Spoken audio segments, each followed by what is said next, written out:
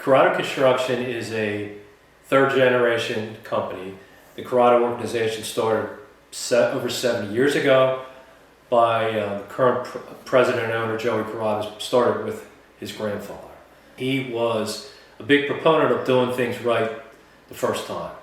And it's very easy to reinforce it throughout the company. You know, your E&S controls are important.